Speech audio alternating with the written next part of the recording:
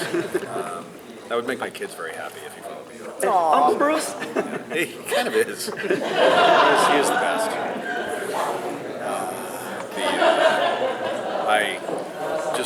The Wondercon of it. I remember going to my first con with Bruce Campbell and realizing I'm here with God.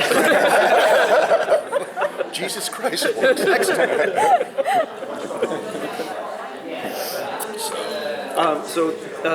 This being a spy show, there's so many, different series, movies, everything about, spy shows, espionage, all that kind of things. Is there anything besides the movie that already exists, but anything that you look to or any kind of property or that you went to get inspiration or take some kind of ideas from? I was actually just talking about this, it is a profoundly different show, but I absolutely did check out The Americans, just because it's like, okay, well, they're going to be dealing with, in a very dark and grounded and, dramatic way, a lot of the same issues that we're dealing with. So yeah, I definitely looked at that.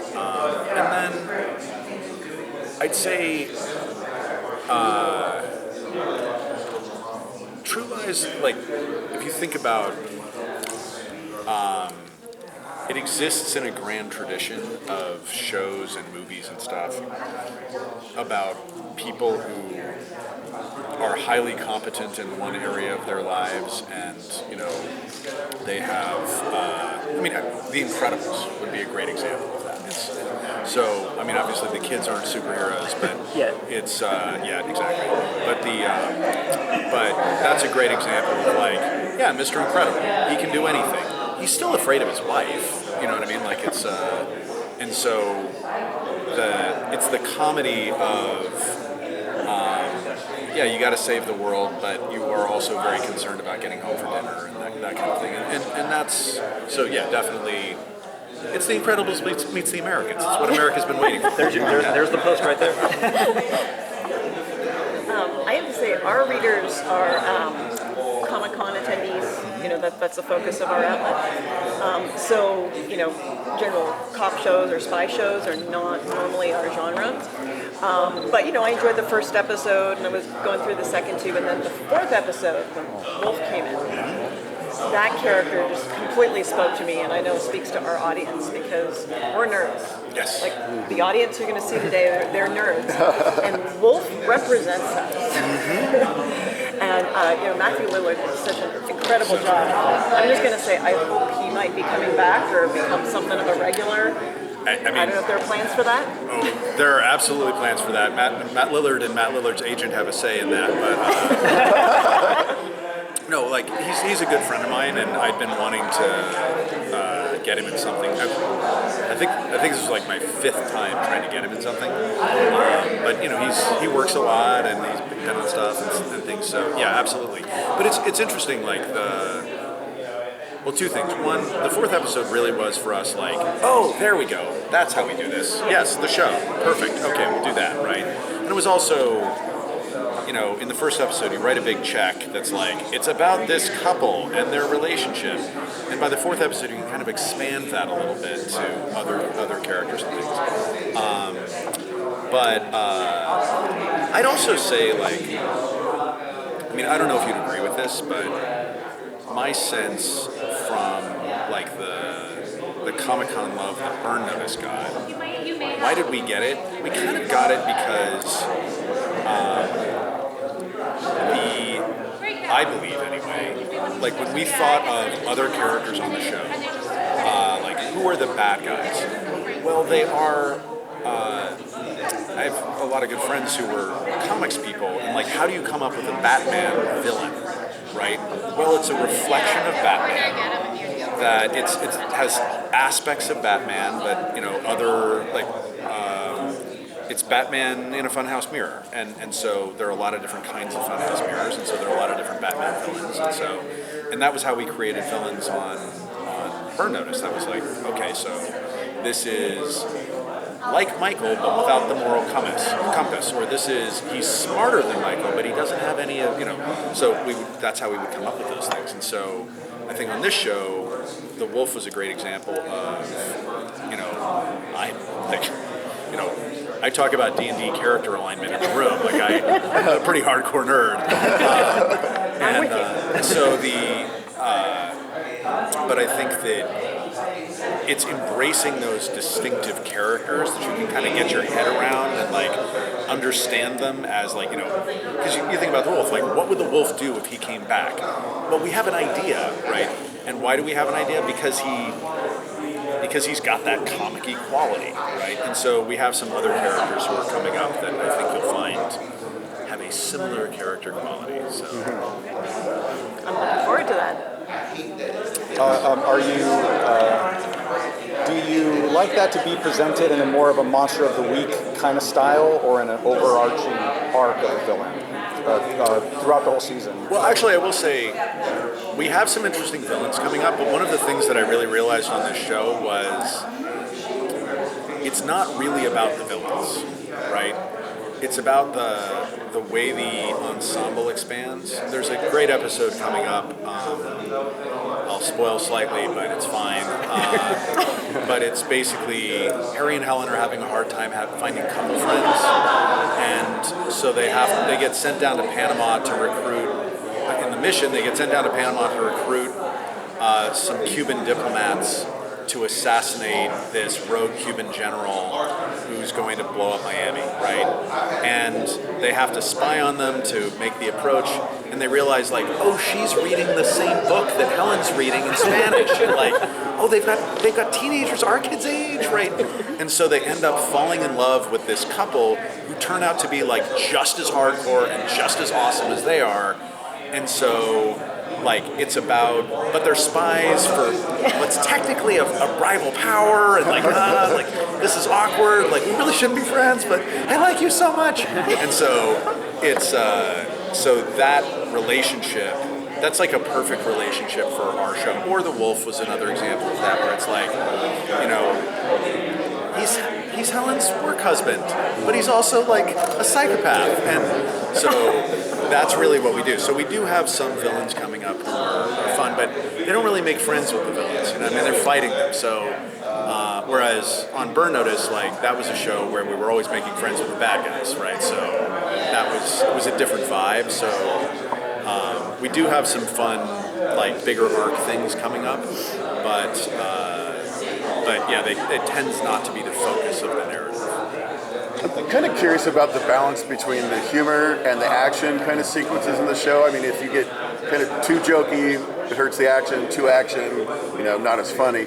Preach to the choir, my friend. Right, yeah. So talk about maybe a little bit about the balance of that, how that's handled on the show. I mean, I think the biggest thing is we try to never. Who knows? You'll tell me if we succeed at this, but.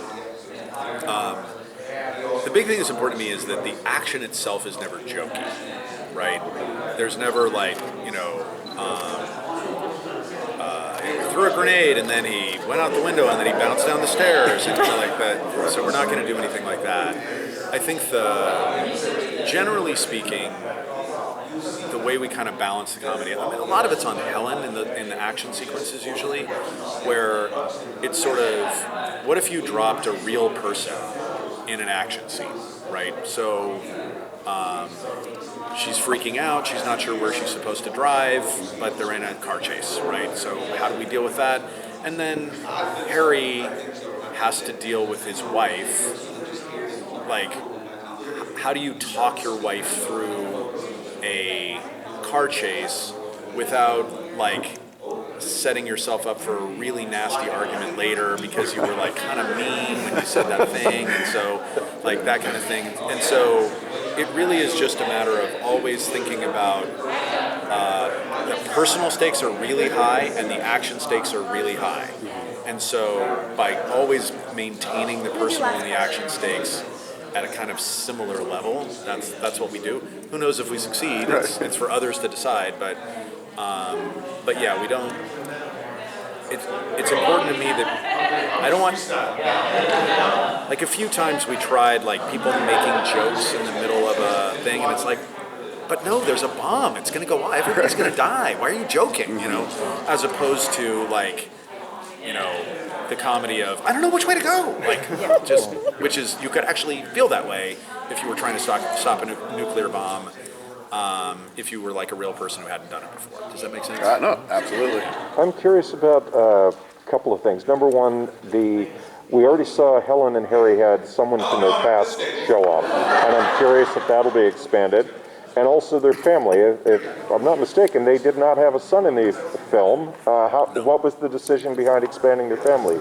Well, I mean, a lot of it is expanding the family, sort of. I mean, the team was just, a couple people. So, I mean, it wasn't, we expanded the team, we expanded the family, because the thing about it is, ultimately, the show is about, as I said, like, these personal relatable issues playing out on this grand stage. And the personal relatable issues in the movie are essentially sexual jealousy between a couple.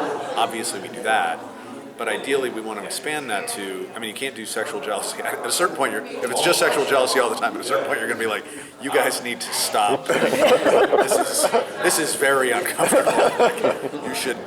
Why are you even married? Yeah, why did you? If you're that concerned, you know what I mean. Maybe we should just call it quits. And so we needed to expand it to issues of parenting, issues of friendship, issues. So it was really expanding the family in general, and that happens more and more over the course of the season. And so I think that. And what was your other question was?